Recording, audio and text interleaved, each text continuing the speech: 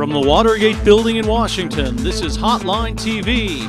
Now, here's Hotline editor, John Mercurio.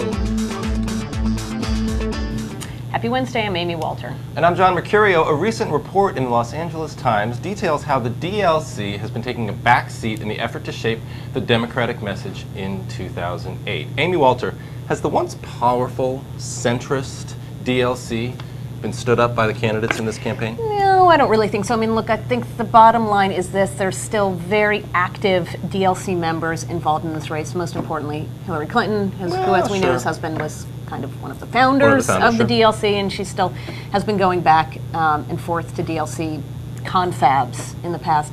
I think the bottom line, though, in a Democratic primary, obviously the groups that are going to get the most attention are the ones who take the most liberal positions. So, going with NAACP, going with the labor unions, going with the folks who are actually going to turn out and vote in a Democratic primary, very important. DLC is more of just like amorphous, conceptual. They don't bring with them voters, right? They don't bring with them constituencies. They certainly don't bring with them voters in a Democratic primary. Right, in Democratic primaries. I mean, look at the last, who are the last two, in my mind, just off the top of my head, the last two sort of DLC sponsored, not sponsored, but DLC connected Democratic candidates in a presidential primary. Joe Lieberman didn't do too well in 2004. And Tom Vilsack, who took over the DLC between 2004 and 2008. Evan Bayh also didn't do too well. Evan Bayh didn't even get into this race. This is clearly a primary campaign that's being driven, as you said, by the liberal base of the party, by the liberal blogosphere.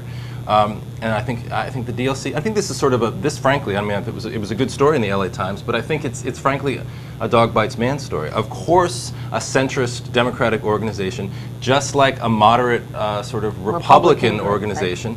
Right. You know, Women for Choice. You're not really a Republican Women for Choice. You're not really hearing a lot from them during this Republican primary. So I think it's sort of natural that, of course, during a primary, you're not going to hear from the moderate wing of the party. Well, and the real question is going to be, and you know, look, and the DLC's point all along is there's absolutely no way Democrats can win the presidency if they don't go into some of these red-leaning areas, pick up some of these exurban voters, pick up people who were once considered themselves Democrats, whether it's on fiscal issues, whether it's on cultural issues, to sort of go back into those suburban areas where some House members have been successful and try to pick up those sorts of voters if they're ever going to get the White House back. That's fine. This is just a very different year, right? This isn't a year where you're going to have these very difficult, you know, we're going to be micro-targeting each and every precinct. It's obviously, the Democrats' message is going to be time for change, Iraq, anti-Bush. It's going to be a lot less focused on some of those issues that we've seen in 2000 and 2004, where you're really splitting and parsing on every issue.